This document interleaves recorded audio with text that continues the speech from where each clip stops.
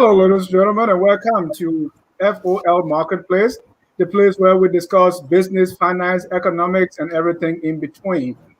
In today's topic, we're going to be discussing a hot button issue that is currently going on in the country. That's inflation, the exchange rate, and the prices of goods. But before we even get it going, let me give this to the host and co-host of FOL Marketplace. That's Alex and Gabriel. So I want to welcome Alex, Gabriel, and we have a special guest who Alex is going to introduce. But let me send it to you there, Gabriel. Yeah, Dennis, thank you again for joining us. Sam, welcome. Alex. For those of you who don't know me, my name is Gabriel Carter, co-host here on the FOL Marketplace, where we cover everything economics, finance, and business. For the previous probably 4 or 5 sessions of this show, we've covered the budget. I think today we will be exhausting it at some point, but today is a very special topic that we want to talk about, which is something current in our economy in Liberia. We talk about the interest rate. There's rumors about, additional dollar being printed to be infused in the economy by December. We also talk about the high cost of goods in the country, what all of that means for everybody, whether you are here or abroad, in Liberia. All of that, we want to talk about it. And we have, special guest here, Sam Jackson, to talk to us about that. For now, again, welcome to the show. Wherever you are right now, I would say take a minute, share the show with your friends. Take an hour, sit down, and come prepare with your questions, as we will be taking questions later on during the show. And challenge us on things that as we always say, challenge us on places that you think we might be going wrong. For now, I would like to turn this over to my co-host, Alex. Thank you, Gabriel, for that good intro. And today, we like to give our disclaimer here. We're discussing issues of economics, finance, and business. Please do not take anything we say here as advice to make a financial decision or economic decision. Absolutely. If you want to make a decision, please consult the people who provide those services, but don't take our word and use it and refer that, oh, you got it from us, so you use it. So today, we will be discussing inflation. We'll be discussing the exchange rate, and we'll be discussing the prices of goods and services. Specifically looking at the Liberian experience. So once again, here on Focus on Liberia Marketplace, we are here to inform, we are here to educate, and we're here to elevate. We're here to be objective. We're not here to criticize. We take no sides. We understand that everything that is discussed these days in Liberia is all politics. Everybody think nothing is devoid of politics. But here we want to project. We want to discuss an objective view of the situations with respect to the Liberian experience, and so that the public can be educated. So over the past few weeks, like you said, we started the budget process and things like that. And today, actually, we should have closed that to look at the performance of the budget. But hey, there's a trending issue that is going on, so we had to pivot to that. But in the meantime, I'd like to ask, but before I do that, let me welcome my big brother, Sam Jackson, who needs no introduction. The boy, I didn't say boy, the man. I'm a big brother right there, a senior brother right there. He's been there. He's a figure in the Liberian economic space. He's currently, adding more pedigree to himself by, going to the London School of Economics. He's been around. He's a big brother, and he needs no introduction. But let me just give him a chance to call his name. Thank you very much, Alex and Gabriel and Dennis. It's a pleasure for me to be here. I've been on the show for a long time. I'm looking for a spirited discussion of the issues affecting the lives of Liberians, and whatever I can do to provide some clarity, answer some questions, I don't have all the answers to all the questions, but certainly will do my best to provide clarity to some of the main issues, void of politics and void of personal attacks. Thank you so much. Brilliant. You're welcome. You're welcome. So we've been discussing the budget, and we see the trend of the revenue. We see the trend of the expenditure over the time. We have some interactive situation from the viewers with their questions and with their inputs. Last Saturday was an interactive one where we got the comments, the people who were commenting involved in the discussion. But as a person who's been around, we just need to close this for today to pivot to our main discussion. How do you see the the budget performance of Liberia relative to revenues, expansion, or what's the performance it is? Whether we're performing good on our revenue collection and whether we can improve that. For example, we can take our budget to 1 billion, or we can control our expenditure. What's your opinion on the budget? Okay. I just don't know, like off the top of my head, the tax to GDP ratio of Liberia and the comparator countries. I really don't know that anymore. And so that is a key metric. Okay, so you have to look at the size of the economy, and then you have to look at what percentage of the revenue, tax revenue. So the tax to GDP ratio is extremely important. And one of the things also that is important is you have to look at the different lines of revenue. For example, since something as basic as real estate taxes, the compliance level. And I know for a fact that the last major study that was done by Olabisi from Harvard University, she found that only 5% of property owners pay taxes in Liberia. So that's like a 95% non-compliance. Okay, yeah. And then of course, if you look at other issues like self-reported income.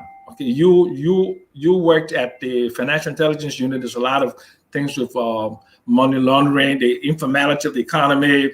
There's a lot of holes. There's a lot of seepage. So one of the first things, if I were asked to provide my opinion, the first thing is to have effective tax administration, because effective tax administration will give you a good indication of where the leakages and where the seepages are. So once you determine that, then you look for other sources, innovative sources of revenue. So I'm hearing a figure like 700 million that they are projecting. I haven't seen the details of that, the sources of the additional revenue, what is going to come from donor direct support from donors, or what is going to come from private sector like income taxes, corporate taxes, GST, tax on international trade. I really don't know that. I'd like to see a disaggregation of that 700 million in a very granular form to understand where it comes from. Then I will be able to make an informed analysis on that. But $700 million doesn't seem far-fetched for the following reason. I know that during the Allen administration went up to like $622 million one time. Yeah. Okay? And so it doesn't seem far-fetched. So maybe effective tax administration with a little bit of expansion within the economy, maybe aggregate demand is going up. So you see probably more imports, more international taxes. And maybe with the expansion of metal, I really don't know the sources, so I'm just basically guessing. But those are my educated guesses. Right.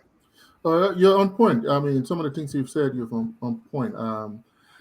Again, we just want to make sure that the everyday Joe Blow in Liberia, like the picking of $450,000 who the president gives on gift, and his friends can understand what we're talking about here, because we want to get to the basics. But on the flip side, how do you see our expenditure performance vis-a-vis the number of institutions we have, the leakages and the slippages that we, how do you see us improving on our expenditure control and things like that? Look, it is very difficult when almost 2/3 of your budget expenditure goes to the public sector wage bill. Okay, there is very limited space, fiscal space, for public sector investment. Okay, so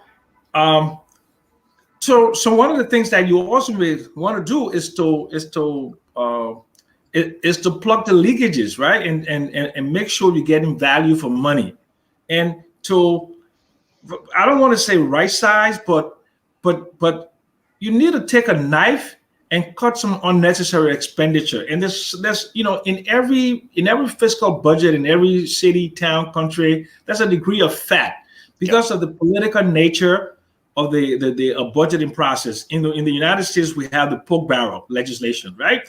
So you may put a library someplace in Kankakee, Illinois for 500 people, whereas you may need a clinic in some place like in East New York, for example. So they're competing interests in the democracy, the representative democracy.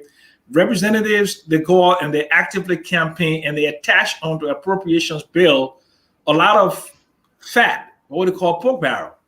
So I don't know what our likeness to pork barrel is, but I'm sure there is some pork barrel legislation in there. People when they add, to maybe support in terms of if you're going to be subsidizing certain kind of schools, for example, the degree of the subsidy, and in terms of procurement, maybe somebody want to fix a road in a particular neighborhood to inflate it. So that is up, but that's what is important to have fiscal imperatives to say, look, this is what we have, and these are our priorities. What are our priorities? Number one priority is to what? Provide services like Liberian people security. Yep. Then the next thing is education. Of course, health, education. And then you start prioritizing development economics, sectoral planning. What percentage of the budget should go to agriculture? The comprehensive agricultural development program which is called the Maputo Declaration say you need to have 10% of your budget to agriculture.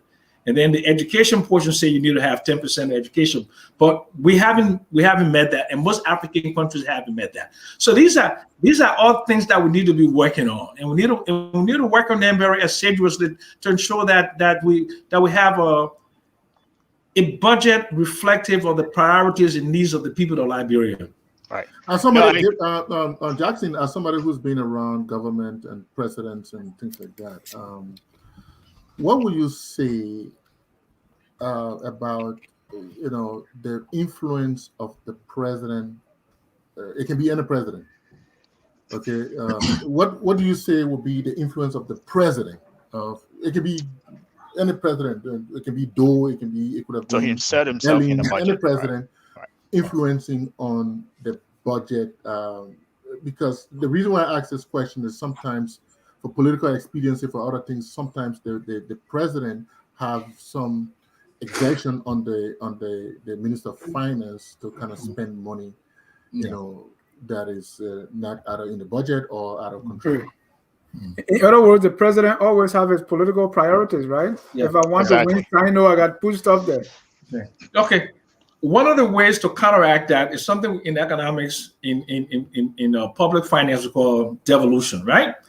If you devolve more authority to local authorities to have their own source revenues, and also to other institutions to have their own source revenues, and for example, for the legislature to have its own budget, for the judiciary to have its own, when I say own budget, spending, so you don't have to go to the Ministry of Finance and go to the whole procurement process, the budget process. Okay, I think that is happening, but because Liberia is a unitary state and is a highly centralized state with a very strong executive, so the executive influence over the budget is a little bit more aggressive than in other societies. The president should not have that much influence of the budget, but he does because of the nature of the representative democracy that we have. He or she, yeah. And the weakness of the institutions that are there to provide oversight, for example.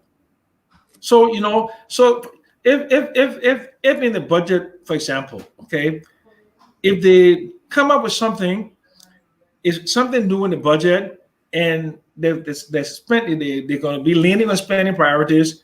I don't think the legislators ask the right questions in terms of, okay, why are you putting this hospital there, or why are you putting this road there? What is the economic and social impact of this road? How many people will it benefit? Have you done a whole economic and social return analysis on this road project or whatever kind of project, especially when it comes to public sector investments? But okay, things like perfunctory things like these crash cards and the goods and services, that there are other fat in there too, So look, it is very difficult to have a budget free of fat in any democratic society. But the thing is to minimize the degree of fat that is in that budget. Right. Bureaucracies are very ineffective. That's why we need private sector influence to drive economic growth, because the public sector is inefficient in allocating resources. And that's let me ask you one. We need to move to the next topic, but we need to take a break. But let me ask you one question. If Gabriel doesn't have a question to ask, let me ask you one question. How much corruption play in our situation, especially budget performance? It is. I mean, it's granted, of course. I mean, in terms of value for money, the procurement process, whether that particular good or service that you buy is the actual market value. See, those are the reasons why you should have an aggressive auditing process. The integrity institutions have to play a role in that. That's when you audit. That's what the GSC is for, to audit the ministries and agencies and to determine whether in fact they are spending our money, value for money, and whether they are following the processes. So thank you, Mr. Jackson. I think we'll take a break at this point so that we move to the main topic of the day. Dennis? Yes, go. Hi, my name is Addie Tyler from Pennsylvania, and you're watching Focus on Liberia. Great. Sam, thank you for that great overview, and not just overview, but in-depth analysis of this topic we've been covering for the last, I would say, 5 weeks. But for now, I think we want to pivot towards the main topic of the day, which is the cost of price, the high cost in the country, the exchange rate, and I think you may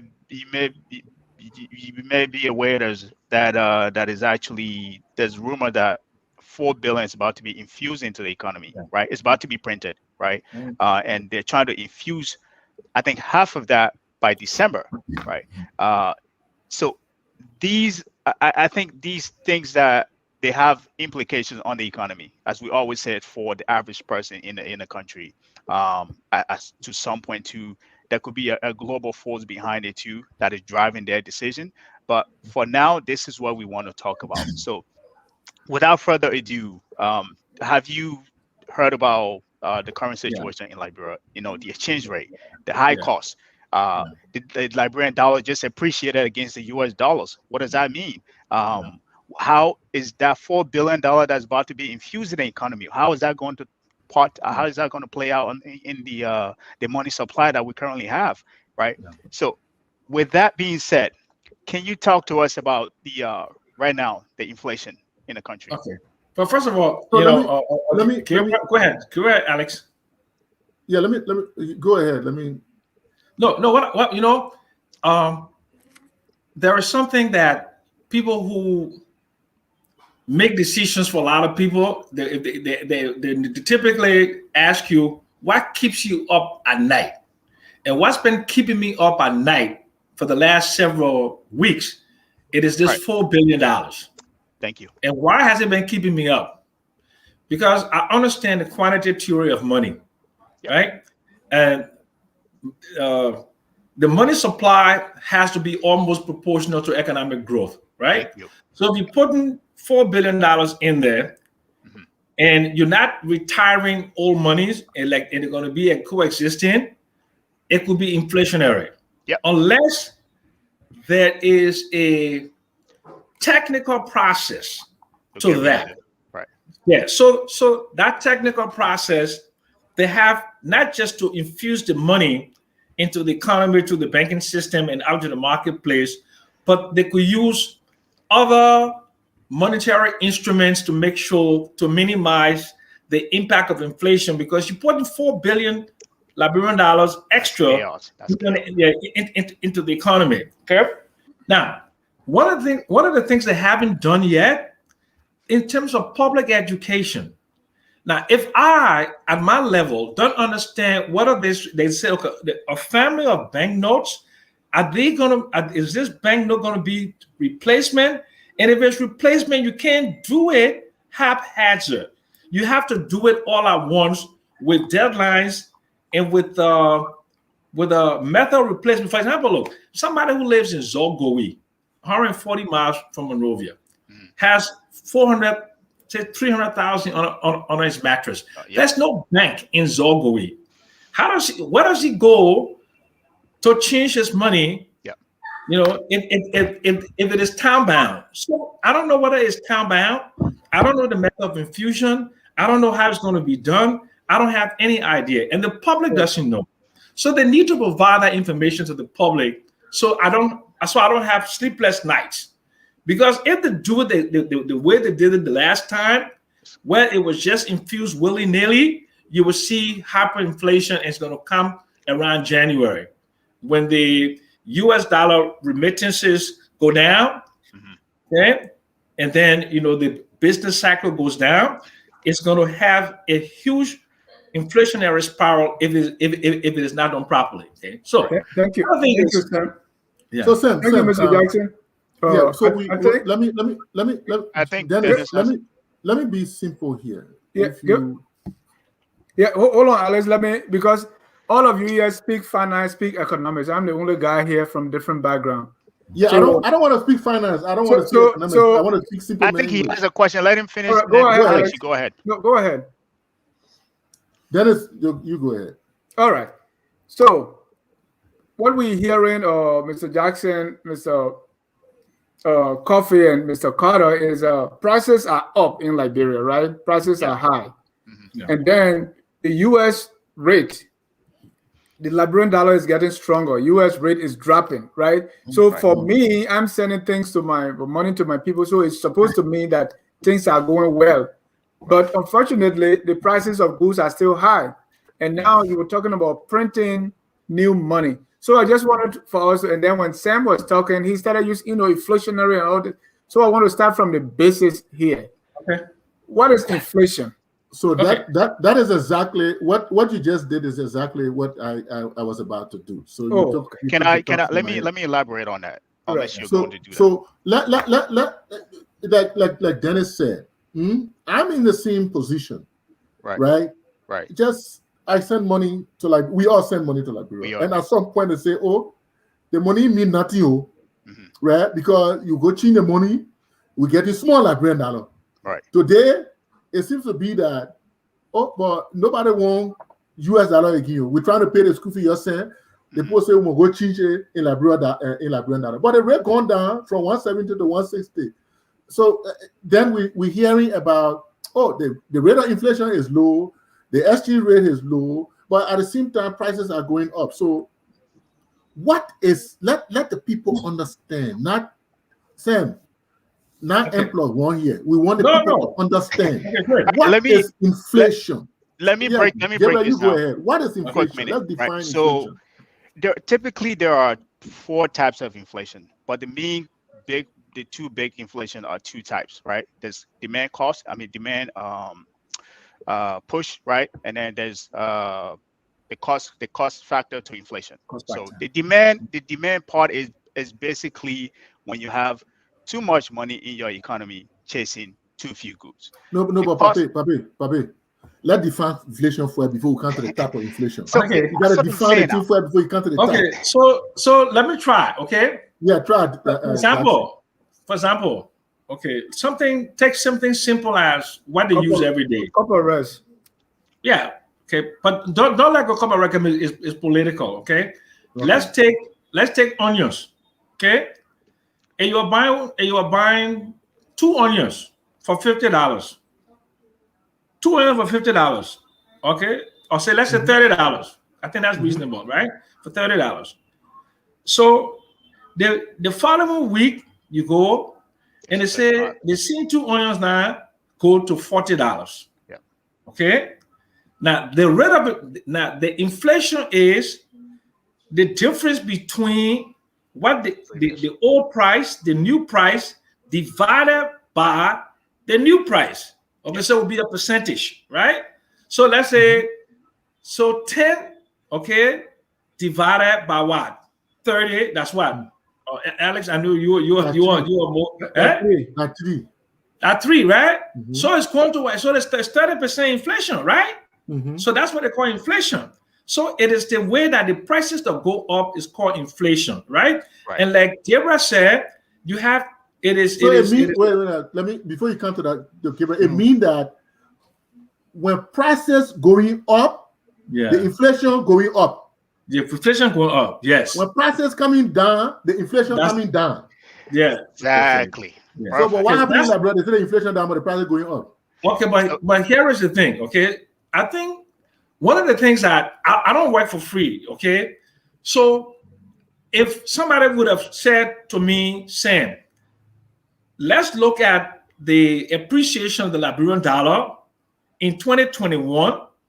Okay, let's look at whether it is related to what we call the seasonal inflation, the seasonal adjustment, which means that coming to Christmas time, people sending plenty of money. So they sending plenty of money, you get more US dollar. So the US dollar plenty, so the Liberian dollar price will increase. The Liberian dollar price will get better because people you need more Liberian dollars now.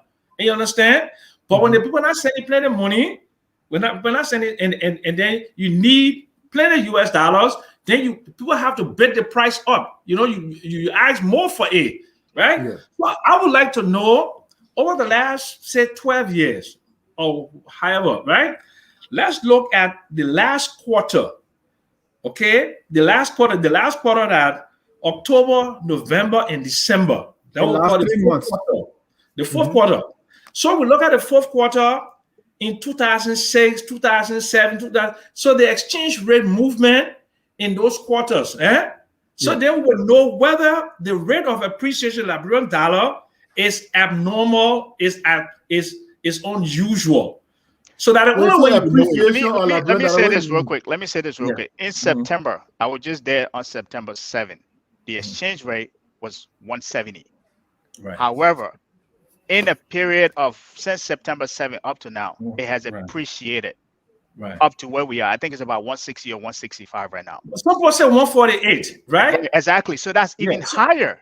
It is. So when you say appreciate, I mean the SG. When you say appreciate, I mean the SG rate coming down. No, it means the Liberian dollar rate is going down. Right. So it means that the Liberian dollar is getting more expensive than the US dollar. Okay. Exactly. What it mean now? It means so it means that Liberian dollar powerful by the US dollar. No, it's not powerful, but the value is just getting better. Okay, it's improving. So meaning that Liberian dollar has to be or to buy more goods. Yes, so exactly. So you need less Liberian dollar now to buy more goods. For example, the thing that used to cost 170 before, let's say any good on the market that was 170. So if the rate is 160 now, that seems good there, supposed to be 160. Yeah. But that's not the issue because for the following reason, there are factors that we have to analyze.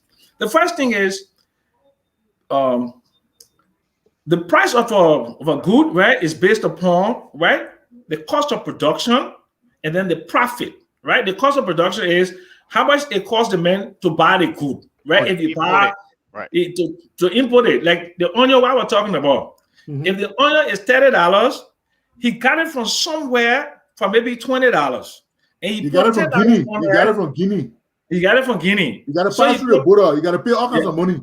Pay all kind of money. You got to pay a truck to carry to the market. Yeah, you got to pay for the warehouse. Right. Okay, that's so the now, cost part. That's the yeah, cost inflation part. so that that's he's the explaining. cost, okay? So people go into business to make money, and that money they make is called profit. And that's what they call the capitalism is all about. You know, entrepreneur, people who the full people, the Lebanese people, the run business. I don't know why you're mentioning profit. that thing, but Sam, those things have always been there. The people, the people always doing Guinea. They always but here is the fundamental thing, Dennis. We need to ask ourselves now. Okay, so let the people who want to know, who is important want to know, let them pay experts to do an analysis over the last. Yeah, but let him wrap up. Let Alex finish. No, it's important for people to know whether this is unusual. This current appreciation, whether it's unlike any other appreciation over the last 5 years, over the last 10 years. Because the only way for us to get excited if it's very unusual. So if this is very unusual, this has never happened before, then we have to look at the reason why it's happening. Okay? Look, so like I said earlier, the price of a good, it depends upon how much they may pay for it and how much you pay custom, how much you do it, and he got to add a small profit on top of it to make it a small profit, right? Yep. So now, but like Dennis said, these things have been going on for since Jack was a bar. I mean, the fact that the guy buy the stuff from, or the girl buy the stuff from Guinea and bring it to Liberia, the same thing. It's been the same. Yeah, but what is happening now? What is making it different? Just so no, but that's what I'm saying, Alex. We agree something is happening, but we can't put our finger on it, right? In Liberia? Yeah. In Liberia? No, in Liberia, but you see, in economics, we got anecdotal information, right? You know, anecdotal, I mean, what do people say? And the anecdote, where Alex said, what Mama already say in the market. But as an economist, I would deal with the numbers. So I was looking at how much onion, I would know how much onion used to cost last year and how much onion costs now. I want to know what the rate is today and how it went down versus how it went down in 2020. Yeah, that London School economy, you go in, we want to pay you. Just no, but when I say you want to pay me, but pay somebody. All the people that supposed to be doing the work. Today. Gabriel. Okay, but wait, Alex, but there's somebody who getting paid at Ministry of Finance or at the central bank. They need to do that study for us because it's a matter of public concern. Yes. Yeah. So if they can't do it, or they don't want to do it, then they pay somebody like me to do it for you. Okay. So let me add a backdrop. Before that money come, we'll talk anecdotal now. So before that money come, Gabriel, please explain as much as simple as possible this whole cost inflation and demand inflation. I think Sam did a good job explaining the cost aspect of it, and the demand part of it, as I said, is usually you have too much money. But Gabriel, talk the American English. Talk the American English cost.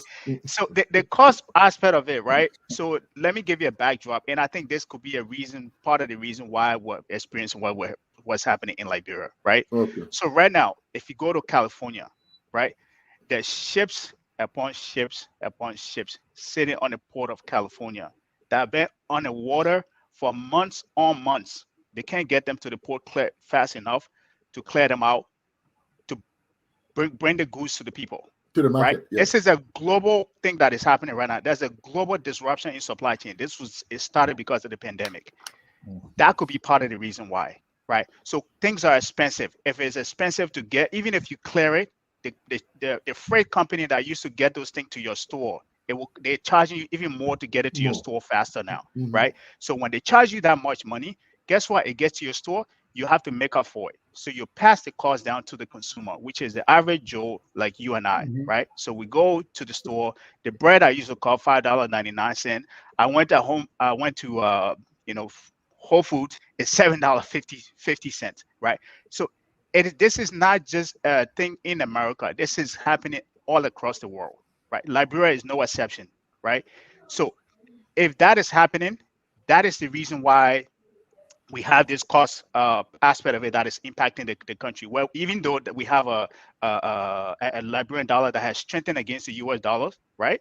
But we still have high costs. So that could be the basic for which this is happening. But as Sam said, that's what the people in the central bank or the Ministry of Finance is supposed to be looking at. Hey, what's happening on the global market? How is that impacting us? Is that even a part of is that even happening in Liberia? Are we taking longer to clear goods as the goods becoming more expensive on the global market? That when the people get it here, they have to add extra costs on it to get it down to the average consumer, which is Mary and people in the markets like that. So that's the cost aspect of it, and I think Sam did a good job providing also, great Gabriel, overview on that. Also, Gabriel, I think it's important for us to know something what they call supply and demand, right? Yes. We'll come to the demand side. Okay, no, but I want for them to understand the simple thing of supply and demand, right? Okay. All right. Okay, let me understand that simple thing there. Okay, say you're making potatoes. Okay, you're making potatoes, right? You take your potato to the market and you say you want 50 cents for the sack, right? Or $50 for the sack, okay? But then the people are not buying it, right? Thank you. So they're not buying it at $50, right? Reduce it, right? So you got to reduce that price there because that $50 there may be enough what we call economists call enough price. Plenty of people out of that market. Yeah. So or you reduce the amount that you're supplying. Yeah. So if you put a price down, then let's say the $30, you will bring more people in, right? Yep. So now as more people come to buy in it, then and they love your potato and they say they can't live with all it, then you can start making your adjustments of you can start putting up again, right? So that's what they call supply and demand, right? So that's basic economics. Everything is based upon supply and demand. How much the market will buy. If the market can buy at that price, the big English people call it equilibrium price. That where supply and demand meet. Okay, so that the price. Okay, right. So the issue now for Liberian people is are prices now based upon purely supply and demand, or it based upon something else that we don't understand are happening in the market today? So so the prices that we see now, are they because the Liberian dollar is getting strong? But what are the Liberian dollar depending on for you to get strong like this? That's the biggest question. Thank you. That's the question. That's why I say Ministry of Finance people, Central Bank people, we pay you up for that. Somebody say you ain't got the time, you pay somebody else. But the Liberian dollar got to depend on something to grow. What do you mean by that? The Liberian dollar I said what it depending on? Meaning Liberian dollar getting strong. But that means what are you depending with?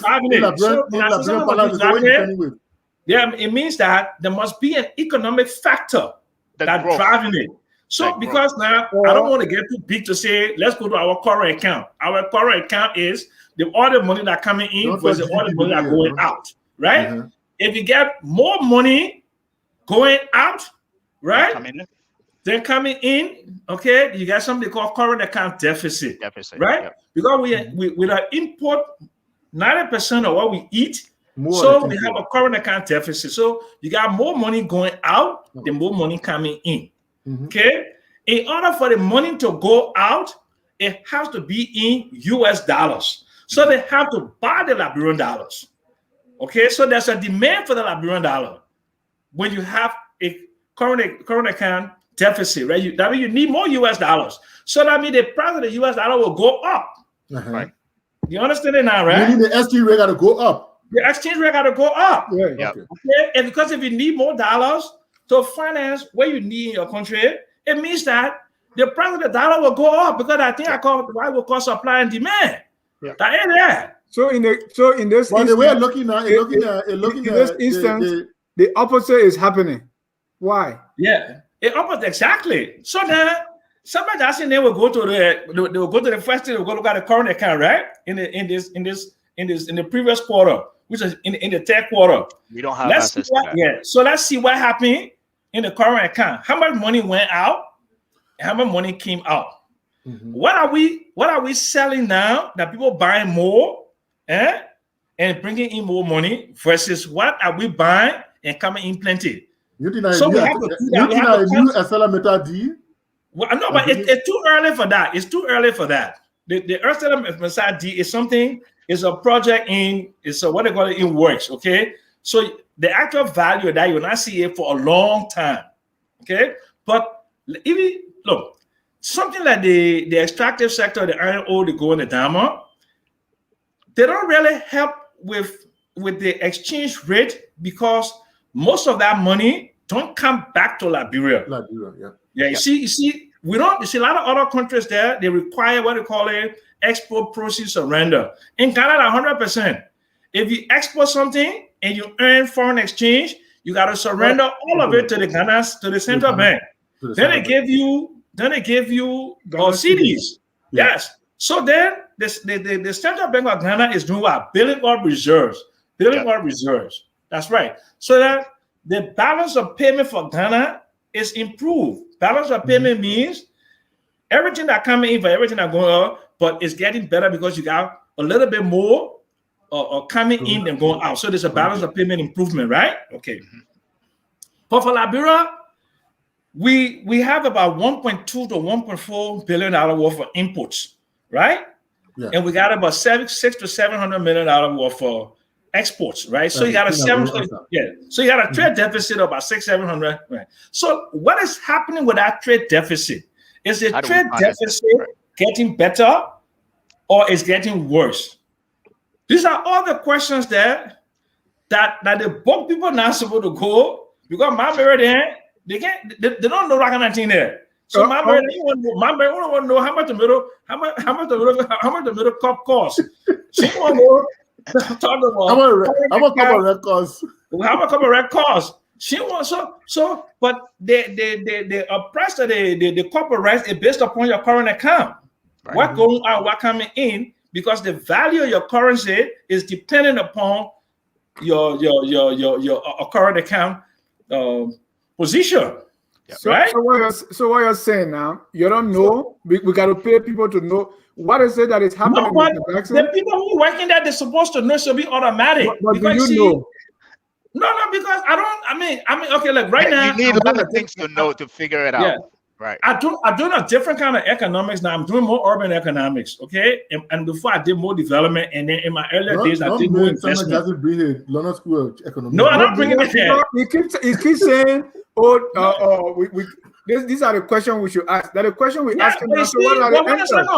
Ministry of Commerce supposed to tell you in terms of what's happening with trade.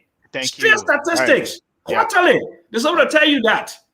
The central bank gives you daily exchange rate, okay, and they also tell you in their quarterly and monthly thing the current account. But my meridian not going to go read it, so that people supposed to go read it and then go tell my meridian in their own simple English what's happening. That's the role of the government to inform the people. So there can't be too many guesses and they politicize everything. You understand? So Mr. Jackson, why is it not happening? Why is that happening? For the same reason that not happening in the country. Oh, okay. Yeah. Sam, let me ask you this. So let me ask you a few questions. So the way it is, it is now, with the exchange rate continuing to go down, right? Because for a long while it was 170. Mm-hmm. All of a sudden, in the last few weeks, it is a month. It is about 160. Now you're talking about 140. So that means there is. Correct me if I'm wrong. That means there is less U.S. dollars and there is more Liberian dollars. No, there is more. It means that there's more U.S. dollars. More U.S. dollars. Yeah, you got more U.S. dollars, and the demand for more Liberian dollars. So the demand for more Liberian dollars, then Liberian dollar price will go up. Yeah. The Liberian dollar price go up. It means the better rate. The exchange rate coming down.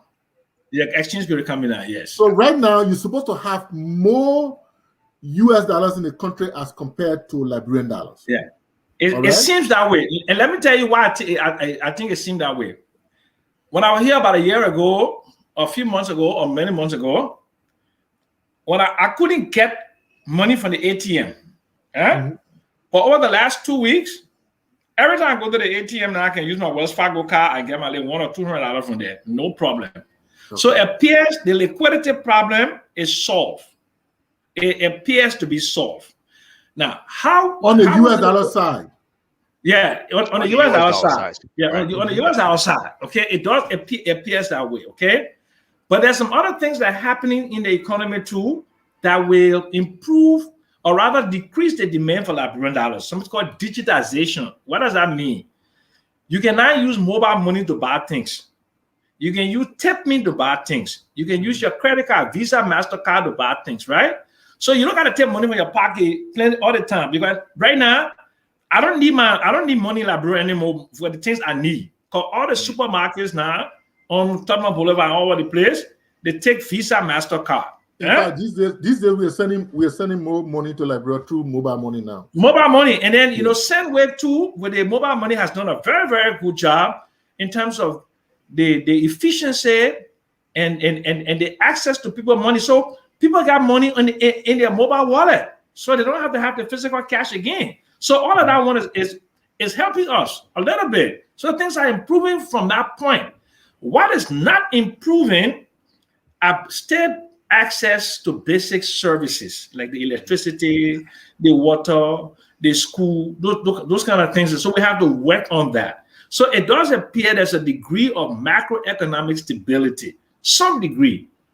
Okay, so I don't want to say, the man supporting the government, so you come to praise the government now. But I say it does appear, because the liquidity issue you had in the bank where you couldn't get money from the bank, people were standing in line, all I want, the gasoline shortage, rice shortage, all I want, it seems to be behind us a little bit. That's what it appears like to me now.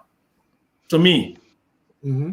But the people say that, for example, we send school fee money. The people say they're not taking US dollars. Now they want the Liberian dollars. But why would you take a depreciating currency? That the people are very smart. Why would they take the US dollar when you send US dollars to the people now? They got to go buy Liberian dollar, and they're buying the Liberian dollar. They're buying Liberian dollar now at the lower rate. Yeah. But is that a good thing or bad thing? Well, it depends. You see, that's why I always say the dual currency is a double-edged sword. Mm-hmm.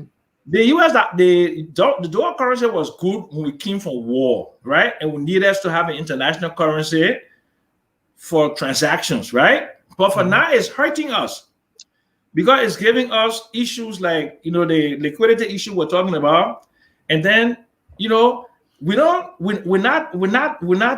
improving the reach of the Liberian dollars in a way that it would benefit Liberian people. For us, like during Doe time, for example, the Doe can't help us. People build a lot of houses because they couldn't take the money out.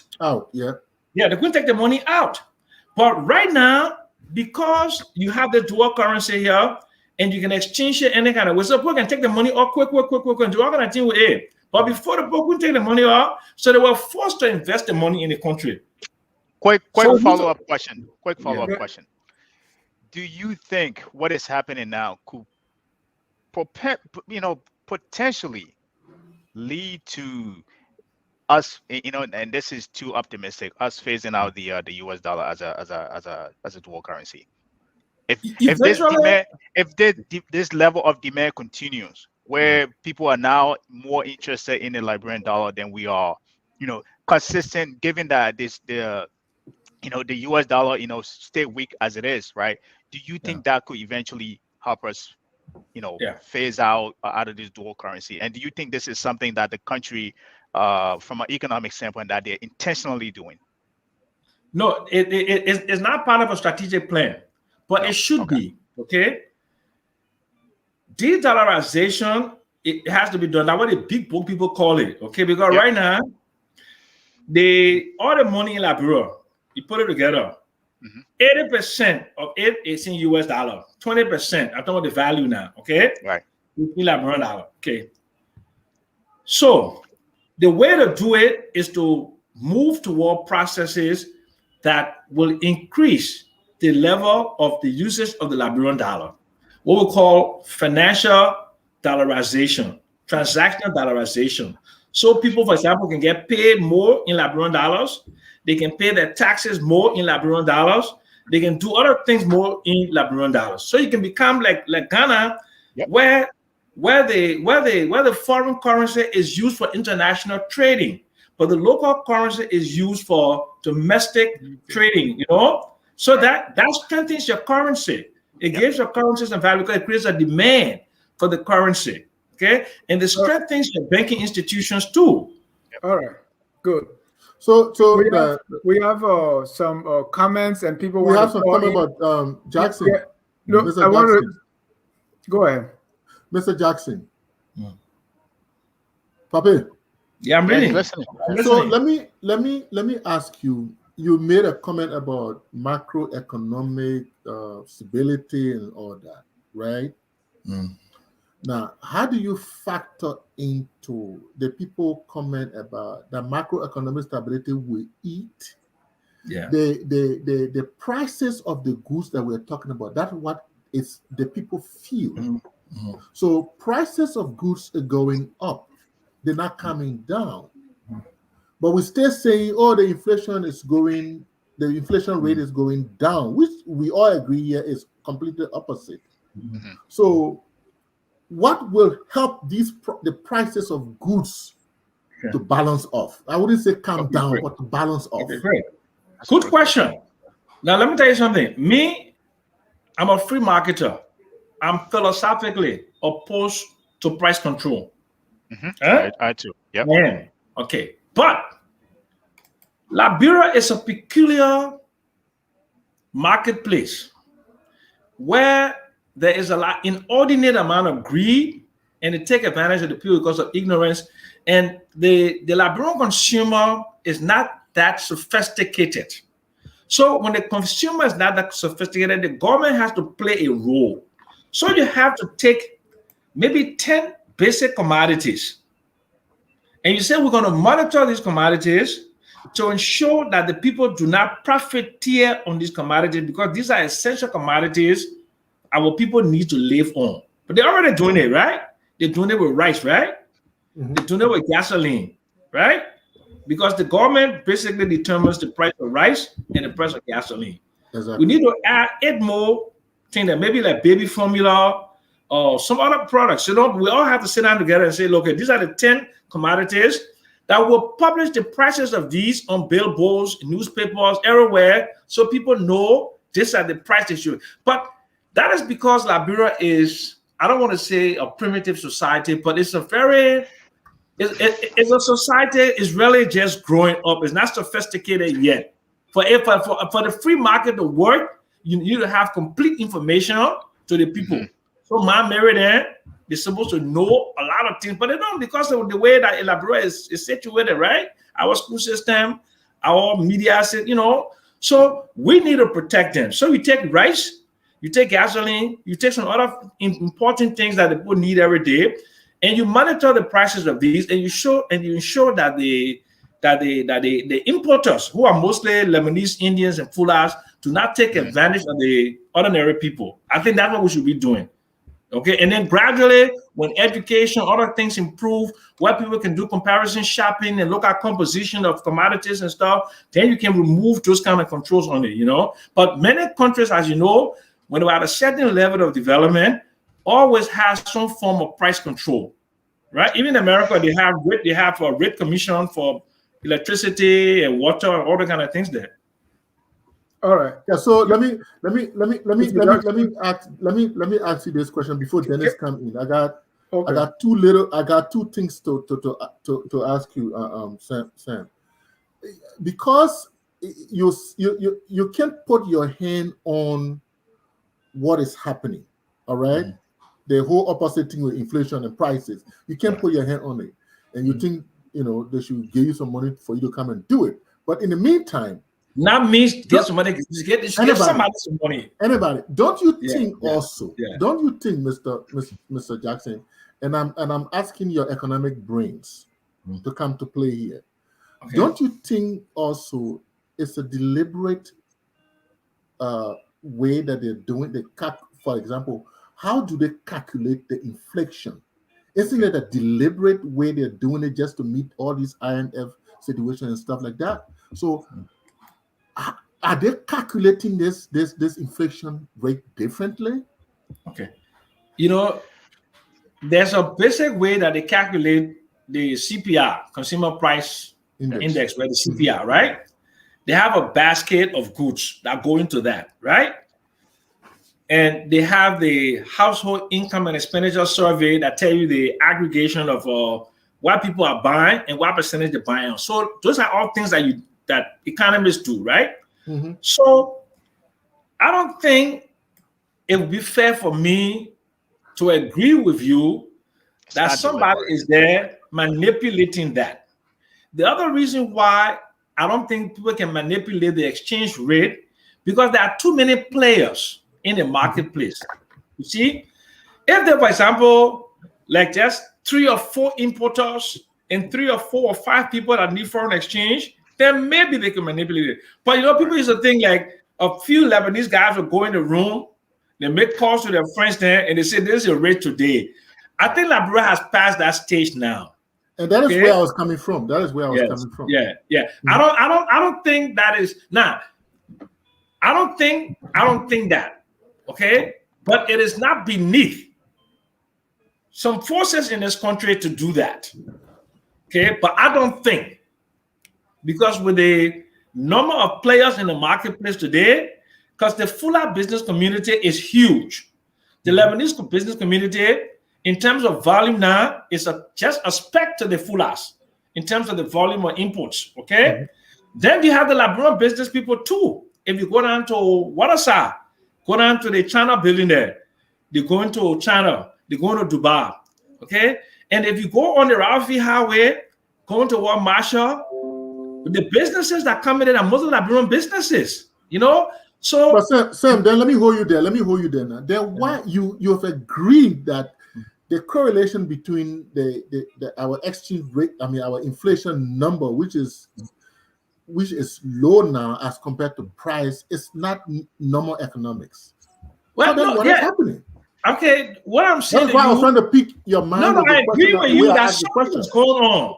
You see, something is going on, right? Yes. Now, but I will not know for sure until I compare.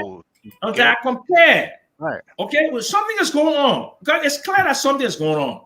But what that something is, we have to compare periods. Say like third quarter last year. But you agree with me that I asked the question in order to pick your mind. It was not. Yeah, something's going on. Something is going on. It was not intended to pick force on anybody, but no, I understand. To pick your mind. Yeah.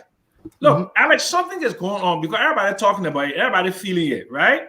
But what that something is something that requires investigation. We need to look into it. Yeah, but can also sit down. Right. The inflation here on the can also sit down and put numbers together and calculate it and get math inside. Yeah, but see, inflation. Okay, so basically, whatever the central bank is seeing, whether their core inflation is, all that one there, may have no relationship to what's going in the street. Okay, I can agree with you on that. Exactly. I can agree with you on that. Yeah. Absolutely. Because they could be miscalculating. Because our human beings now, so they may not be up to date. Maybe their current basket is not reflective of the lifestyle of the Liberian people in 2021. Right. But I understand they made adjustments like last year or year before, something like that, right? Maybe they need to change that basket every year, based upon how people are spending money and what they're spending money on. Dennis, I think you had a question. Why I answered the question? Yeah. Because there are ways that exchange rate can be inflation can be calculated. Yeah. Because some people are suggesting that, why don't we calculate two set of inflation, the Liberian dollar inflation and the US dollar inflation, and take a weighted average. And some people disagree with the central bank, the way they are calculating it, because it has different effect. So that's why I was asking you the question. Yeah. Right? And that's a very good question, but it's a technical question. Mm-hmm. You see, it's not that simple, right? So if you're saying we should have two forms of calculation, and then use the weighted average based I'm not saying, I say some people. Yeah, some people. Okay. Mm-hmm. So that is valid. Okay. But there are monetary experts, right, that may need to look at that. that may need to look at that. They need to study that. They need to, a group of experts need to go look at it, the basket, the consumer price index. They have to look at the basket, they look at the composition, they look at the weighted average, look at core inflation, look all those things there. But I believe the central bank is doing that. The central bank is doing that, yes. Yeah, the central bank is doing that. Yeah. Mm-hmm. So if some people are saying that the way that the method that they're using to calculate is wrong, then they need to publish a paper to approve their point. This is what scholarship is all about. So let them write a paper. Okay, Dennis, you have a question. Dennis, you had a question, please. All right, because I don't want it to go over my head. So let's get this clear, Mr. Jackson and all of you. The big question in the country is the U.S. exchange rate is down, yet prices are up. We asked the question why, and you are telling me you don't know, right? Well, I will tell you, I don't know, but I will give you an educated position, right? Okay. I said before to you, it could be that the goods on the market now were bought when the prices, when the Liberian dollar rate was higher, and therefore the cost of that product there is trying to fetch a profit on that. It could be, right? That's what I said, okay?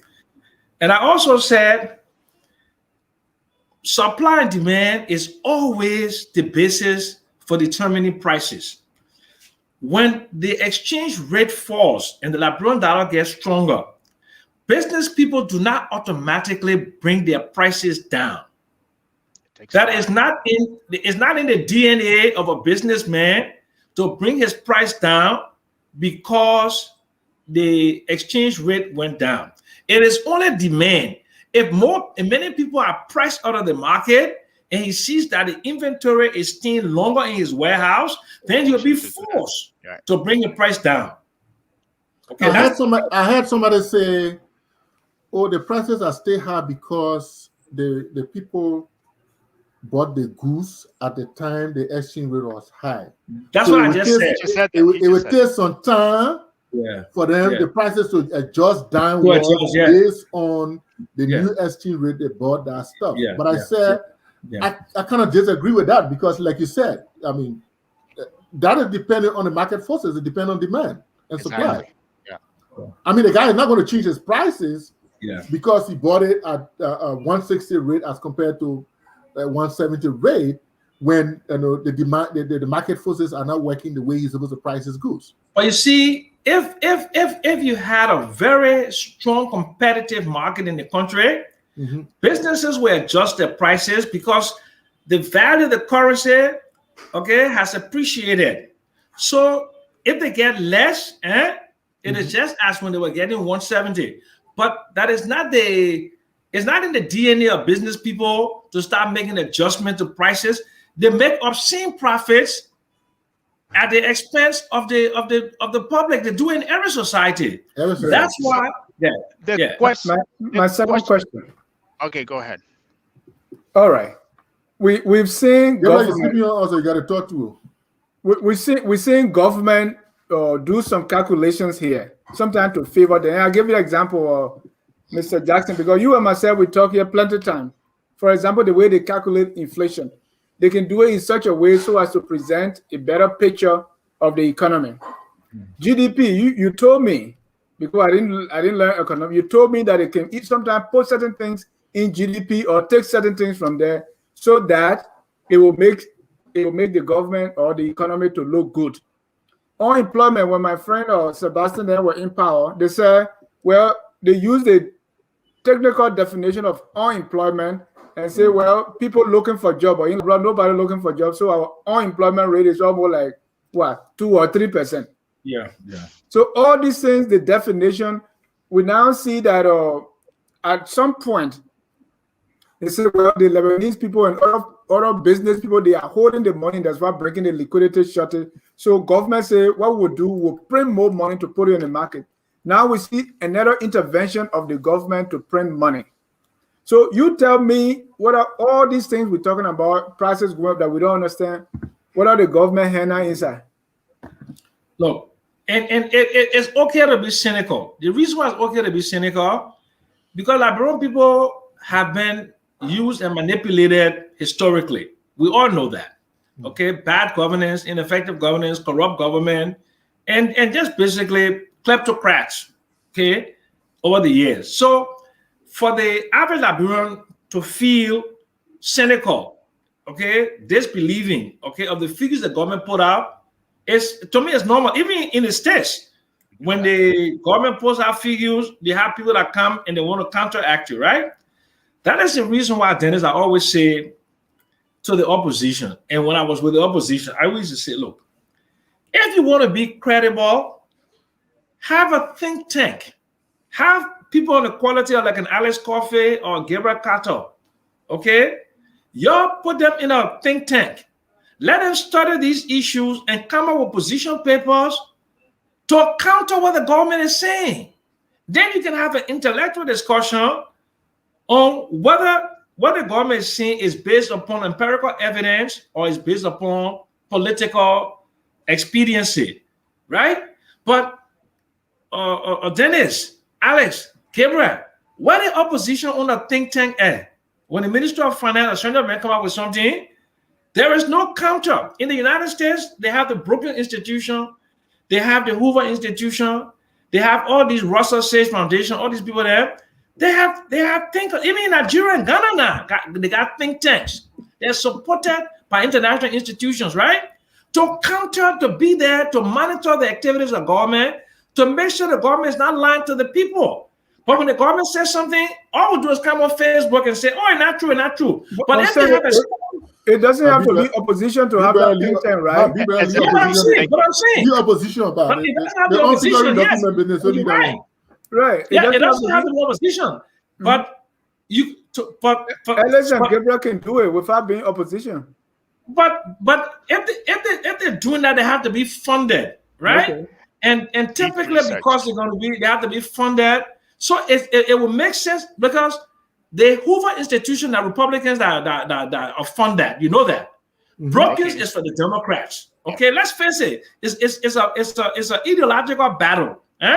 So with the way you think, you will be able to finance and fund your thinking, and you get your own experts that will come out and give you the progressive, the position of the progressive, for example, on this whole or several $1 trillion infrastructure bill. The progressives are standing their ground because they got researchers that are coming up with issues and say, this is what we want in this multi-trillion-dollar spending bill to benefit the ordinary people. But in Liberia, even the legislature, when they have appropriations that come in there, they don't call experts to give their studied opinion on it. We never do. Yeah, and then first of all, these legislators supposed to have even like a little, not a think tank, but some low policy advisors. Yeah, policy advisor in their office to do research. Okay, for example, you take a guy like what his name or the senator who is head chairman of the banking committee. What his name or man? I forgot the man's name. Alex, help me out, man. In Liberia? Yeah, the senator who is the head of the. Yeah, I know. Yeah, I just read about him too. Yeah. Okay, but anyway, so he is in charge of providing oversight with the central bank. Right. But which economist does he have on his team? Marshall Dennis. Exactly. Marshall Dennis, right?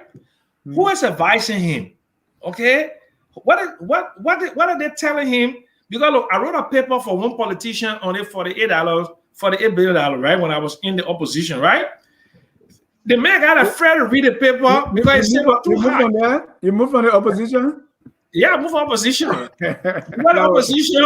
Anyway, we didn't want to discuss it here today, but why move? But I wrote a paper. I took my time. I took about a week or 10 days to research it, and I gave you some salient points that were going to drive the debate within the public. The man said, "Oh my man, you know I got my business. If I say it, they will come to give me hard time." So Liberia is a society. You know, everybody compromise, give and take because they don't want to shake the pepper bush. You know, so that's how we are. You know, today. You know, we need to take a break and bring the comments from questions from our viewers and listeners. In the meantime, before we do that, let me ask one question. just to whet your appetite for after the break. Gabriel, you said the government is trying to bring in more money. Right. Right? It's more Liberian dollars coming in soon, anytime soon. What do you think would be the impact? What do you think would be the implication on inflation, on exchange rate, on prices of goods, as we are discussing today? I think Sam alluded to some of that, right? And we have to understand the money supply in the country. That means how much Liberian dollar floating in the economy, right? If you do know that, then you can determine the level of money, the amount of money you would like to infuse in the economy, right? Then you can determine whether you have enough or you don't have enough. But if you don't do that, you don't understand that, you infuse that $4 billion, right, in that economy, you will create like a self-inflicted inflation, where in this case will be what we call demand inflation, right? Where you have too much money in Liberia chasing too few goods, right? So that's the caution that we want to look at right now. That is something that could, if they're not careful, it could trigger another inflationary, put us in another inflationary environment where this strengthened dollar that we see that is happening with the Liberian dollar, we can weaken our own Liberian dollar by doing that if we're not careful how we go about that. Yeah. Okay, let's take a break and then we'll come back with a question, and then Jackson can throw more light on that. Yeah. And if you just joined us, this is FOL Marketplace. Our discussion today: inflation, exchange rate, and the price of basic goods on the market. We'll be right back after this short break. At Focus on Liberia, we discuss everything Liberia, from education to politics, arts and culture, entertainment, agriculture, history, religion, family, and technology. Focus on Liberia uncovers and showcases the best of Liberia and shows the world the truth about Liberia.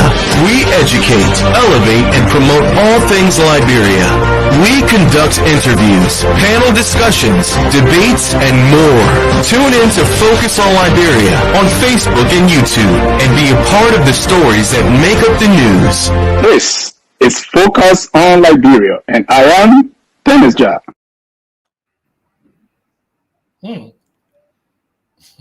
This is Focus on Liberia, and I am Alex Cuffy, the managing consultant of Allen Bernard International. And we have managing consultant of Allen Bernard International. And we have our big brother here, Sam Jackson, who is Sam, you're on point today. You're really on point. Thank you for coming. Yeah, I give it up for you. Hats off. We give it up for you today. You're really on point today. And to the point, and I like that. Than the previous Sam that I've seen. I like this version of it. So, we had a little. He must have had a little chit chat. And just to let you know, this is a Focus on Liberia in collaboration with the Allen Bernard International, bringing you FOL Marketplace. Our discussion. Inflation. Y'all will pay me because y'all advertising thing here using my face. Yeah, you see what I'm talking about? So we have I was saying my Zelle number. But Papa, you must say we still do that contract that you can't hear for other. But begin, let them go all the way. Closed door. No, I'm talking about in other country. You know what we're talking about. No hand. Let's go to some of our. Yeah, take that behind closed doors. Noah Brown says Africa needs to stop allowing those foreign to run their economies. Yes, those foreigners can influence the market, like the shortage of rice some months back. Local farming start producing Liberia. Emmanuel T is so true. Things prices will not drop immediately. It will take 2 to 3 months if the rate continue dropping. And so Dualu, supply and demand cannot be looked at simply in the Liberian context because of the constant infrequency of supplies to the Liberian market. Sellers have an unnatural power to maintain prices at artificial levels. Placos say nowhere in the world do price drop concomitantly with declining rate, but price increases when businessmen sense an increase in the rate. And then Noel also say think tanks don't work in Africa because of corruption. That's not don't- true. That's not That's true. The not workings, true. they work in They Ghana, do they work. work They in do South work. Africa, They they work work in in Ghana. Nigeria. They do work. They do Yeah. work. They do work. I was in Ghana. They do work. They do work. Think tanks do work. Yeah. Murphy Deco said, Mr. Cuffy is sounding like he's back in the classroom, making everything sound very simple for all to understand. Thank you, Mr. Thank you, Murphy. Noah Bragg. Inside the CPI for all foods increases will be higher when inflation increases. The supermarket prices will go up or the commodity will be higher. I agree with him. Amos said Liberian dollar is not buying more goods from the market, but Liberian dollars give you more US dollars. Mr. Freeman said, I'd love to be on your show tonight. Mr. Freeman, you can call. The number is on the screen here, and we're going to put that number there once more. Call and be part of the discussion. 605-313-6004. The code is 791403. Philip said, especially when Liberia is mostly an import-based country, you should expect those type of inflation. Back to you, gentlemen, on the various comments that you heard. I like the one with the Liberian dollar will give you more US dollars. Yeah, but Yeah, I agree. yeah. It Could, makes could sense. could that be one of the reasons why you think people are holding the US dollars? You know Could that be something? like, if I have enough US Liberian dollar, if I have enough Liberian dollar, I agree with the comment that I could purchase enough US dollars in anticipation when we do have when our currency weakens again. So let me add this other comments on top so you can respond. What will happen to the Liberian dollar as it relates to US in the near future with the infusion of new Liberian dollars, taking into consideration the current economic trend? It depends. Clifford Travers. It depends on the method of infusion, right? If they go and in a very short period infuse all that money into the market, right? It will be inflationary. Mm-hmm. But if they do it in a methodical way, based upon the level of economic activity taking place, and they respond to that with the release of the money, then it will minimize. But there will be some degree of inflation. Let's not care about that. But it will be higher if they're not careful. Because anytime you infuse that quantum of money into the economy, there will be some degree of inflation. But if it's done methodically in a way, then it could be they could minimize the level of inflation. But there will be some inflation. I want to add to that. I think I agree with you, right? But given what we've had before with the infusion of the $25 million in the economy, which I think this point they have learned. I hope they have learned from their mistakes, that they're not going to go through the money changes anymore. Keep our fingers crossed. I agree with you. Fingers crossed, they're not going to go through the money changes anymore. It keeps me up at night. Trust me, I worry about it. Yeah, we have some colors here. We're not going to go through the money changes anymore, but this time we will use the basic fundamental that economies use, which is to go through the banks and infuse that money into the economy, given what is happening in the economy, taking account of what is happening in the economy. Hopefully that's what happens, because we know, as you said, I agree with you, we're going to have inflation, but we can anticipate the level of inflation we have given how we infuse that money into the economy and how much money we infuse into that economy. Yeah. Okay, but let me just say something quickly, because I don't know if you guys know, my first degree. Let me just finish on the line when you're done. My first degree was in banking, right? Yeah. So because the money is printed and sitting at the Federal Reserve, it doesn't mean that's currency in circulation, right? Mm-hmm. Yeah. So the Federal Reserve will only release it based upon the demand from the banks, right? Mm-hmm. Yep. So if they do it that way, it would be minimal inflation. But if they have another way, just because the money sitting down there, and then they go, for example, government needs it, they go borrow it, or they do money, and they start spending it with overdraft, and they start putting it then it would just be completely messed up. But if that money is sitting in the vault, sterilized, not in the economy, but it's when the banks request it based upon the reserves, then it will make sense. What about we have some colors here, the high demand during if you don't mind. What I'm saying, but if there's a high demand, right? Then that demand that will dictate what the price of the money will be, so it will be low inflation. But if there's no demand and they just put it there, then it will not be. There will be no correlation between it and the economic growth or the economic activity taking place. See, in the United States, the Federal Reserve is just sitting there. Okay, they have money printed, sitting down, billions of dollars, but it's only released to the banking system when they demand it. That means there's a legitimate business activity what that money is demanded for, what that cash is demanded for. But if the central bank just start to spend that money, okay, in an inordinate way, then something what we call the quantitative theory of money goes out the window. Yep. Because there's something we call Pearson coefficient. I don't want to get too fancy now, okay? Yeah, don't get done. The relationship between the economic growth rate and the money supply is all in Liberia. Not in all the countries, but in Liberia, we did a study. It's almost 1-to-1, right? So if the economic growth rate is 3 or 4%, and the money supply is about 3 or 4%, it will make sense, or maybe even 5%, right? But if you put the money supply in like the day in 2016, 2017, at 42%, okay, it grew, and then the economy was contracting. That's why you had all that inflation.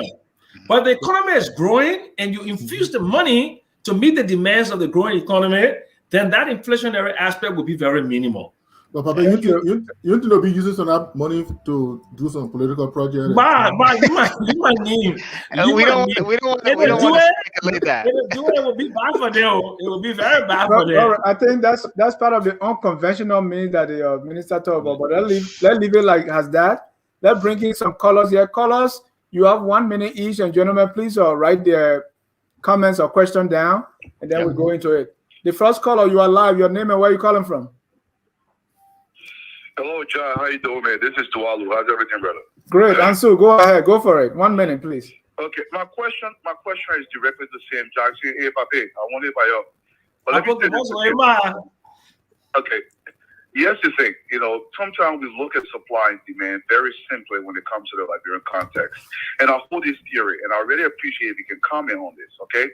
When you think about supply and demand, in many instances, there must be a consistency in both areas to hold for the original theory of supply and demand to hold. Now, we know prices have serious effects when it comes to fluctuation of goods in the country. I believe sellers in Liberia have unnatural power to maintain the prices at a certain rate because of an infrequency of supply to the Liberian market.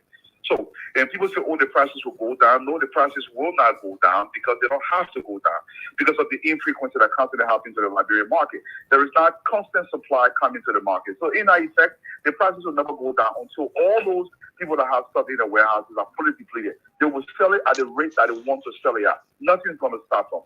So let's put that into context as we consider supply and demand in the Liberian context, that is. Thank you so much. Thank you, Upa. Let's take all the questions, then we go ahead. Our next caller, please. You are live. Your name and where you calling from? This is Kesali Davas. I'm calling from Texas. Go ahead, Kesali. Thanks for calling. Thanks, Ja. And let me say thanks to my former instructor, Mr. Cuffy, and Pache. Thank you very much. You see, economics and politics are hard to go on the same line. Very, very hard. And when you come to the discussion and come as a professional, everybody enjoy you and praise you a lot. But when you try to dilute it and make it to sound like you are more political than an economist, that is when sometimes we come hard and very hard at you. I just want to say thank you for being professional today on this platform. You can defend the government in whichever way you want to. But when it comes to economics, if you try to defend the government and it is not going right, even the layman down there will know that you are saying something that is not right because they are feeling it. So all I can say is thank you, and please always be professional when it comes to discussing economics. Thank you very much. Thank you. Let's take the last caller, and then I'll turn it over to you guys. Caller, your name and where you calling from? Okay, this is Aliyu calling, Aliyu Kamara. Excuse me for my ignorance. I have no background in economics. I actually have no clue. But I just wanted to ask these questions to all of you guys. have a lot of respect for Mr. Cuffy and Sam Johnson and the other guy in the studio. I have two questions basically. Listen, this economic thing is from a little research that I've done. Again, I hope I don't sound too radical. This free capitalist thing that you guys are talking about in terms of the prices and all the kind of thing, how it goes down and go up. And, you know, all the fancy stuff, they're all telling me that you talk this coursing with the free enterprise system. It's never worked. Africa's still in lower poverty. Don't you think it's time to try socialism to a certain degree? Maybe we can put a spin on it and make it an African socialism and not have to photocopy from somewhere else. Again, forgive me for the ignorance.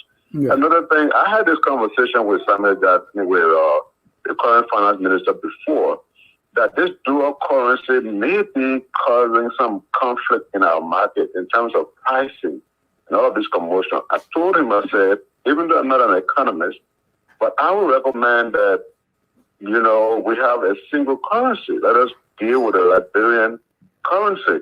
Yep. And he explained some of the things that the guys in the studio are talking about. He told me, but what I did tell him was, as long as we're not manufacturing, we're not producing, the currency will continue to fluctuate and will continue to have this inflation. And my final thing to say to you guys is, look, about Sam, can you talk to Samuel, the finance minister, to start putting himself into everything? When they say U.S. rate go down, they may take credit. U.S. rate go up, they may refuse to take credit. When they say liquidation problem solved, the central bank got no credit on everything. Someone claiming everything. Can you tell the guy that he dropped his phone? But why you can't tell him? Thank you, exactly. Thank you. Oh, gentlemen, I lied. Let me take my last caller. Yeah. Caller, we have 30 seconds. Go ahead. Your name. Oh, man, 30 seconds. Yeah, my name is Amos, calling from Delaware. Quick 3 points. Mr. Jackson, what are you an expert in? Is it microeconomics or macroeconomics? Because it seems to be that you have more knowledge of macroeconomics than micro. Now, that's number one. Number two, quickly, if you guys were wondering why the prices are lagging, the high prices are lagging in relation to the drop in the U.S. rate. I mean, it's simply due to the purchasing cycle. In business, when the purchasing cycle has to complete when the rate goes up, when the rate goes down, and it has to be complete in order for the business to make the profit. Because if you bought something for $90, you don't want to sell it and then at the end you get $80 simply because the rate has changed. No, you want to recover everything that you spent. So the purchasing cycle has to go around. And in Liberia, people have to go to China, they have to go to places, so it takes time. Now, it's the other way around. If the rate was going up, they'll increase their prices quickly because they need to purchase U.S. rate. That's number two. Number three, very quickly, I want to ask Mr. Jackson, when the Georgia government took over, the rate was, I think, 140, and then the rate stagnated at the certain rate, I think it was 170. What do you call that? Is it stagflation or inflation? Because the current government is claiming that, oh yeah, we have stabilized the economy and then our inflation rate is low. I mean, if the rate was 140 and now it's at 160 something, isn't that technically a stagflation instead of a lower inflation rate? Thank you so much, Amos. Thank you. Thank you. All right, gentlemen, there you have it. A lot of questions. So the first one has to do.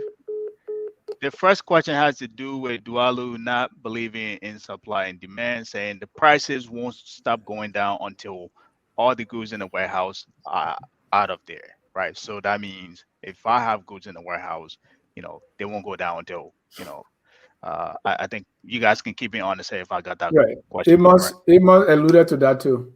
Right. Okay. Yeah. So, Sam, you want to take a stab at that? Yeah, I want to. Look, Amos a very, very intelligent guy. My first 2 degrees were banking with minor in economics, right? And I got an MBA. But after the war, when I came to Liberia, after the war, there was a great demand for development economies, right? So I wrote a project report for the Chamber of Commerce that UNDP saw. And they said, wow, you have this kind of writing skill, you have the kind of economics background. So why don't you come and do something for us in terms of human development?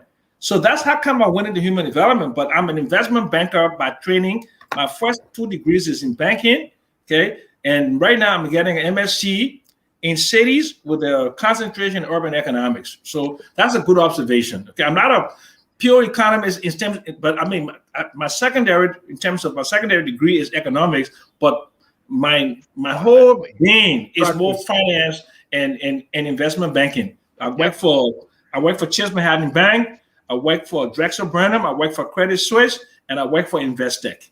Welcome to the class.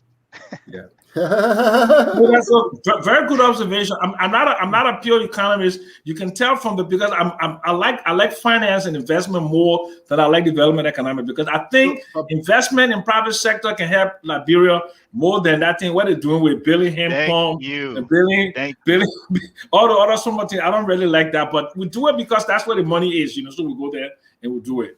Thank you. Well, go to Dwalu question now. So you didn't. Dwalu is making an interesting point where he's trying to say that the Liberian economy is not driven purely by supply and demand and other factors. And I cannot disagree with him, but I cannot put my finger on what those other factors are because I have not been too much involved in the trading economy, right? I don't know how traders, for example, determine the prices. Whether they worry about, I'm sure they like other businesses worry about goods staying in the warehouse, so they have to banjo them. So, but there may be other factors because of the limitations in information to the average consumer. So you are saying that you want to believe that the consumers in Liberia or the sellers in Liberia, market or retailers, you don't think that it's impacted by supply and demand? No, I'm not saying that because Dwala was saying that because it's not purely supply and demand. That's what he's saying, and there could be true because of limitations of information to the consumer. You understand? Cyclicality, right? The cyclicality in terms of turning over goods in a warehouse, I agree. It won't be as fluid as in other advancing economy. I agree with that, but regardless of that, it's still based on supply demand. I'm agreeing with you, but I'm saying he is saying that it is not purely supply and demand. There may be some purely right. I agree with you. It's not pure. Nothing is pure. Yeah. No. Right. I mean, some societies where the information, because in order for supply and demand for the consumer to be able to make good decision, it must have competitive pricing, and that information must come to flow through to the consumer. Yeah. But if it's not in the kind of society where you have limited information, so it's not purely supply and demand, it would be misinformation. Because remember the whole thing about caveat emptor, buyer beware. Buyer beware, right? Yeah, remember caveat emptor, right? Buyer beware. So what's about you didn't address Aliyu Kamara about socialism? Yeah, so he said that I'm a capitalist at heart. I believe the market provides the best opportunities to provide goods and services and improve the lives of people. And the market economists have proven that historically. We saw the defeat of communism. The Berlin Wall came down. And even China. There's always mixed, right? There's always mixed. But I'm saying, but let's face it, the fundamental principles of the marketplace, even China is involved in the marketplace. Is involved into largely in the marketplace. I mean, but to what extent can we infuse a little bit of what Aliyu talked about? But you see, the Scandinavian countries already are social democracies, right? Right. Yeah. So in terms of you look at their tax structure, right? So they have more redistributive efforts. They pay more taxes. They pay more taxes, but you get more services. Okay, so something in economics we call from a cradle. I mean, from womb to tomb, they take care of you. From the time your mom born you to the day you die, the state takes care of you. From cradle to grave. Yeah. So it works for them, but America tries to always counter that. But if you look at America has a lot of socialist programs, Social Security. Welfare is redistribution. Food stamp is supported agricultural sector. You know, so it's not purely a capitalist economy because you have to have social protection. Of course. Okay, for social cohesion and for stability of the society. Because if you take away food stamp, if you take away housing subsidies, you take away everything, you will have chaos in the streets of the United States. Chaos in this country. Yeah. Right. So to Ali's question now, to what extent can we have some of that in Liberia? That's why we don't have enough money for redistribution. We don't have enough money for redistribution. We don't have enough income. You see, all of those things are functions of income, right? Right. In America, property taxes give you good education, right? Because that's how we finance our education, property taxes, right? In Liberia, only 5% of property owners pay property taxes. How do you progress? Right. So how do you progress? You got to increase the coverage, effective tax administration. There's a lot of things you have to. Look, we are just light years away from reality in terms of making the kind of society we want to be. You know, we are light years away. I agree with you on that, and that's something that I've always said. When you say that to people, they think you're being too harsh. Like we are.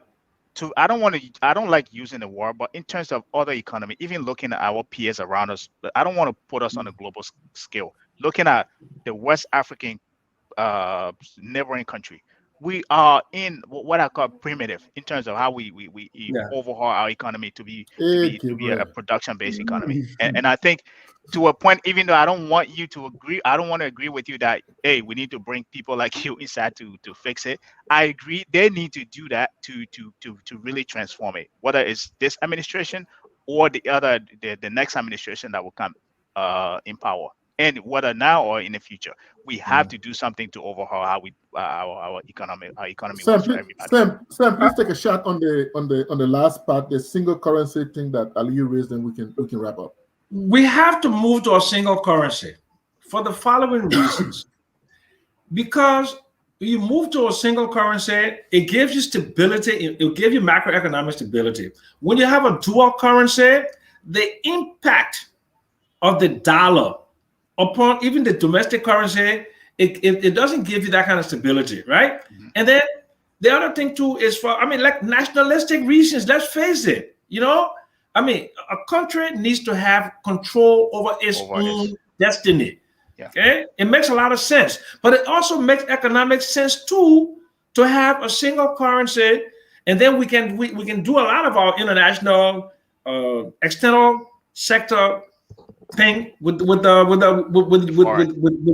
foreign currency. Absolutely. Yeah. Thank you, sir.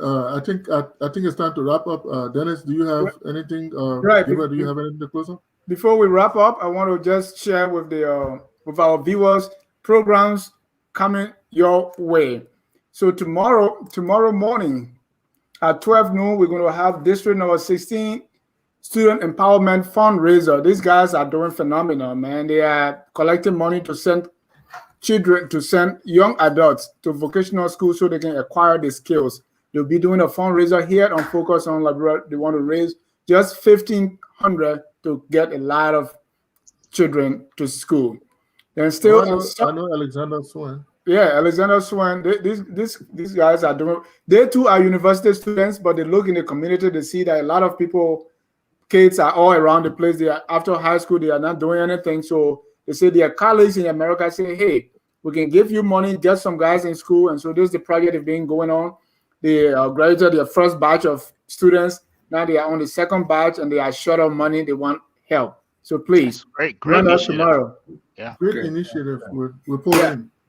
Good. Yeah. So then at 2 o'clock, you have Leo Johnson, who will be here on the Liberian Dream. His topic: the CPP framework, a crisis beyond politics. Oh, wow. Then we also have On Point with Jerome and George. They will be discussing the printing of the new banknotes, where CPP Chairman Boakai, since his induction in the speech, and power theft in Liberia. The European ambassador said he's on fire. Also, at 6 o'clock, we're going to be. This is where I was. We're going to be discussing the Sapo National Park. Okay, about diversity conservation practitioner Shadrach will be our guest, and join with me. Let's go take a deep dive in the Sapo National Park. Tuesday, we're going to have our health contributor, Abby Tyler, with annual physical and routine medical exam. You don't want to miss it. Why are those exams important? What is the provider looking for? What do the numbers tell us? And everything in between. Keep your dial set on Focus on Liberia, where we educate, we elevate, and promote all things Liberia. Also, we're going to be having this. This is Saturday, this is in November. We're going to have Mr. or Dr. Joe King. He's going to be here to see how we can move Liberia forward. Please, you don't want to miss that right here on Focus on Liberia. And on Focus on Liberia Marketplace, next week, we'll continue our discussion. We want more people to come and discuss. We'll be discussing how to improve Liberia's revenue, how to improve economic growth, and all that stuff. So we will be inviting. We'd like for more people to come on board. Sam Jackson will also have a snap at you as well. But if I'm available, sir, because I'm very I'm doing my research for my thesis here, so I'm very busy. Yeah. Okay. But if I'm available, I will be in touch with Dennis. I will let you know. Okay. Great. It's coming to crunch time now, you know. I got to hurry up. It's been a wonderful program. I really enjoyed it. I felt like I was back in my economics class, so I really enjoyed it. Thank you, gentlemen. Let's go around the room for your closing comments as we draw down the curtains. Let's start with Gabriel. No, thank you, Dennis. Sam, thank you for coming back on here again. Alex, I think this was probably by far one of the biggest, the most engaged topic we talked about. For me, I think the current issues in Liberia in terms of the printing of the banknote and how, the exchange rate is, low right now, and, the cost is still high. From an economic standpoint or from a finance standpoint, you can look at things that you might think that could be impacting, the current situation in Liberia. However, in order to get a more accurate view of the issues that are happening in Liberia, you have to look at certain things in the country. And for us, in as much as we're able to, look at them objectively, I think we're just giving you guys an overview. And again, we don't want to say this. Our questions, everything that we put out here, it is actually, the final answer to what is happening in the country.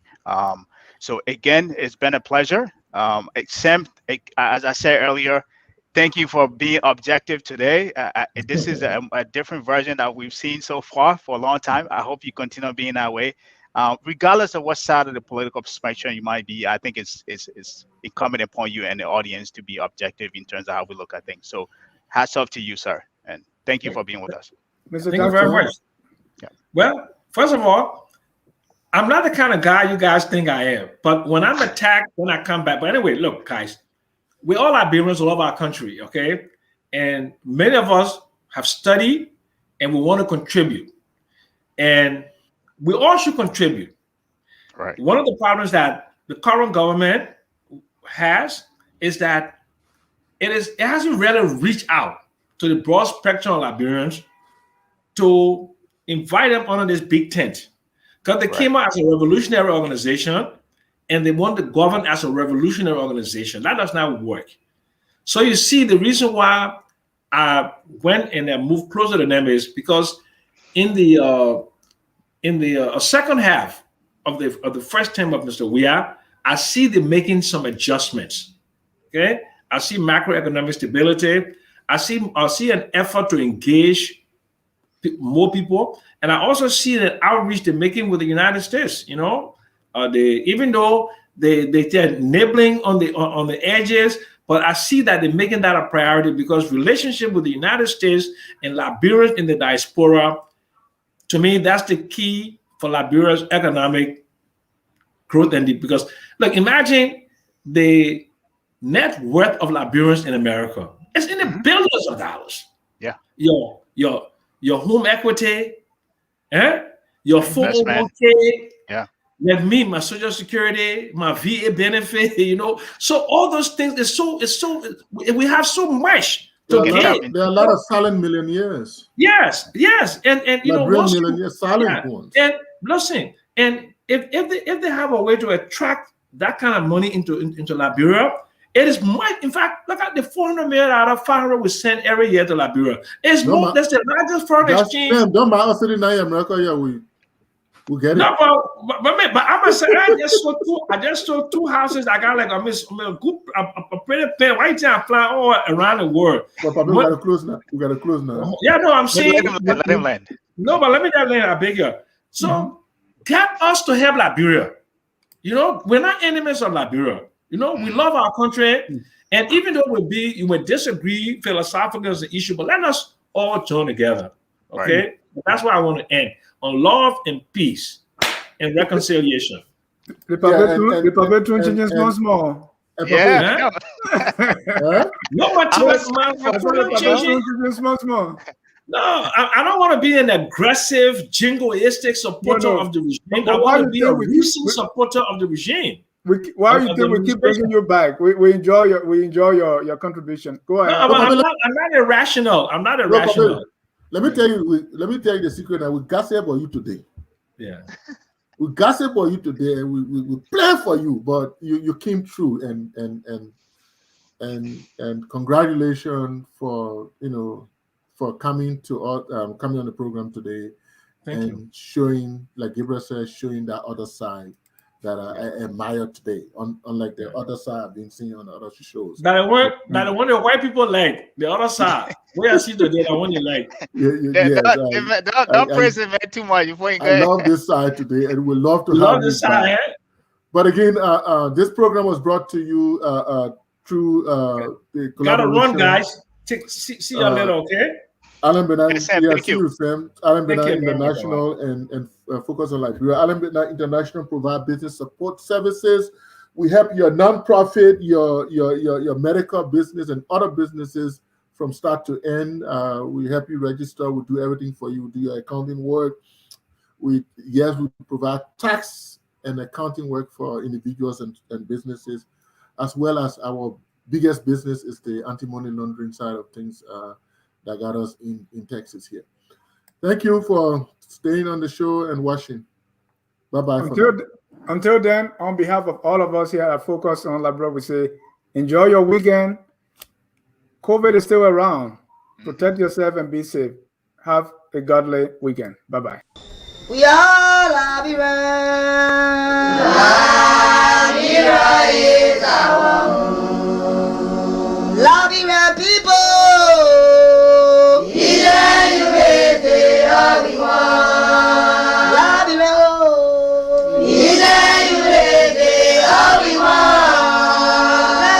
Liberia.